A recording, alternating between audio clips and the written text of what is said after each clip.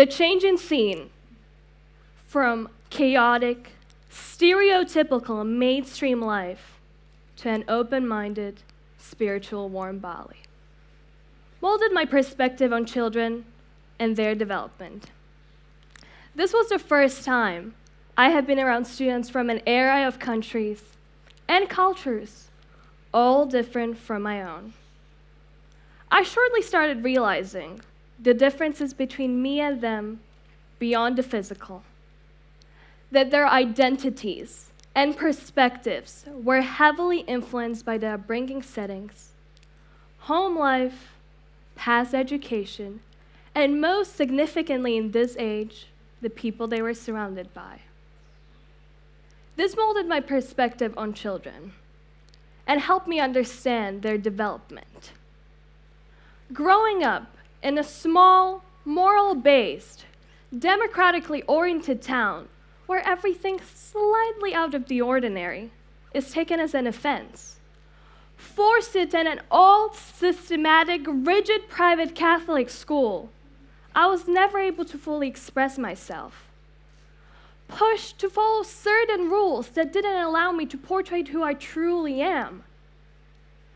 I would purposely catch myself breaking these rules just to make the people at my school question my morals and behavior. It felt like they were trying to create robots. A perfect image of someone who fits their rigid, systematic mindset and follows the rules without questioning. Well, that couldn't be me. After struggling to be accepted for who I am, my mom came across Greenstone. Overnight, she packed our bags, grabbed our passports, and we were on the next flight to Bali. Greenstone opened my eyes towards new personal growth. It taught me to take pride that it's perfectly okay not to be perfect.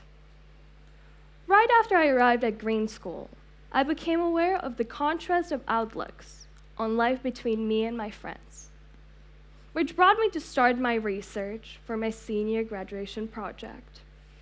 My big question was, to what level do the surroundings we grew up in affect the development of our skills and mental growth? Maryland University says, when child self-identity is at odds with social environment due to cultural differences, it can hinder learning.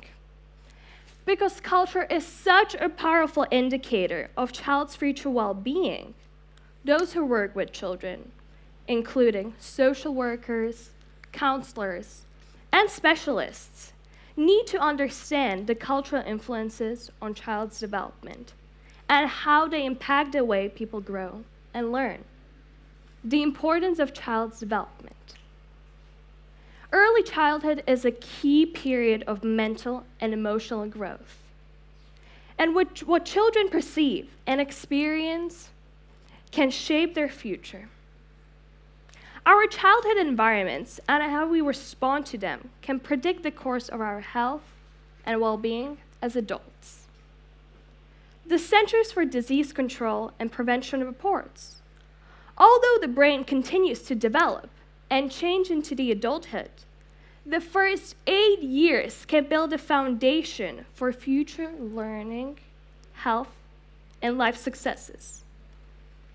How the brain grows is strongly affected by the child's experiences with other people and the world. Children learn. Therefore, by observing and making associations about their surroundings, the exposure to positive influences can favorably impact child's development, while the exposure to toxic and stressful influences can negatively impact their development.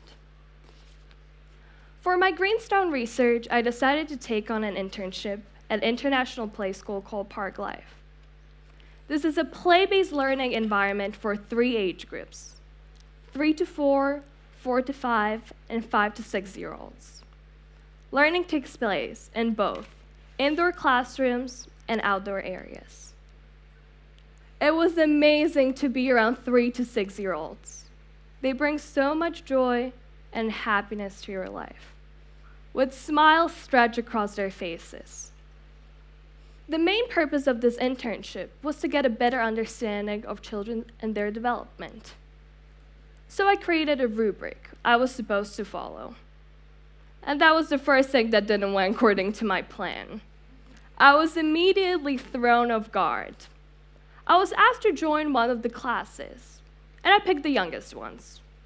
At that time, I believed that would be the easiest to get along with and the less challenging out of them all. And I was surprisingly right. They gave me warm welcome the second I stepped foot in their classroom. They grabbed me by my hand and showed me all of their toys and little creations. After a brief introduction and conversation with the principal, I was asked,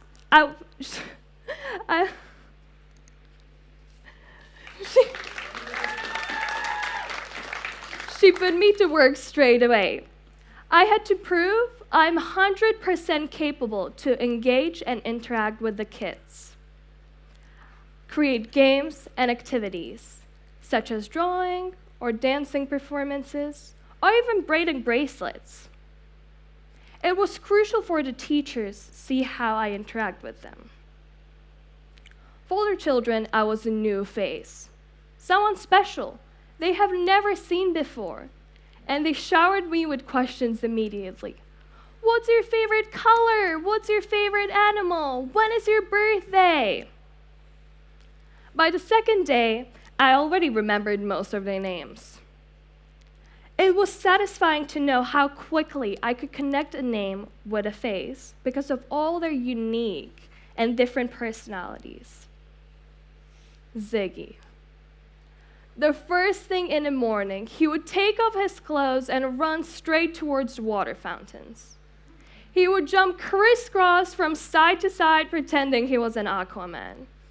So you can definitely agree it was easy for me to connect his name with his face so fast. I came to a conclusion that all things affect our future development. But the environment isn't as important as the people you are surrounded by while growing up. UNICEF suggests that babies and toddlers have access to humans.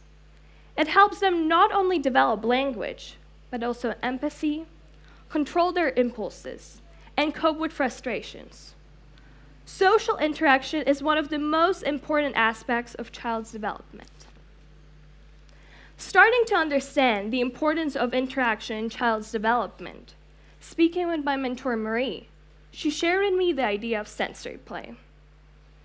Sensory play is any activity that engages your young child's senses, such as touch, smell, taste, movement, balance, sight, and hearing.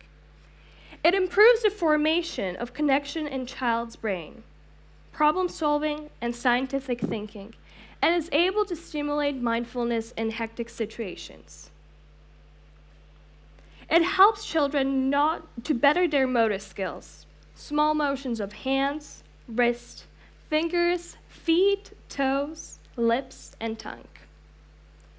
This was fascinating to me, and I was inspired to create my own activity boards. I wanted to see how the children engage with simple motor skill tasks, how to use scissors, how to set a correct time on a clock, or even how to solve a simple multiplying and dividing equations. As I mentioned before, the social environment and social surroundings affect who you are as a person. I could immediately tell by the way these children interacted with the boards what social background they grew up in. The way each one of these children interacted with different assignments they were given. I was able to see if enough time was spent on teaching and expanding their motor skills. The other thing I was also exploring were the traumatic events in these children's lives. Getting closer with them helped me to find out more about their experiences at home, becoming someone who they can trust, share secrets with. They're more prone to opening up. For example, children whose parents were going through divorce had a difficult time adjusting. They're more quiet, more shy. These kids would rather play alone. Like Atlas. His parents had struggled throughout their marriage for a while, which resulted in them divorcing, and decided who would get the custody of Atlas. From a happy, always smiling kid, he turned into a quiet, moody little thing. Childhood circumstances, according to Sigmund Freud, have a significant impact on our life, molding who we will become in the future. Traumatic experiences in one's past, for example, are hidden from consciousness and might produce issues in maturity. And this is my why. As a child of a divorcee, I would always be interested in finding out about certain traumatic events like mine, that would have such an impact on your subconscious mind, and therefore on your future behavior. Thank you.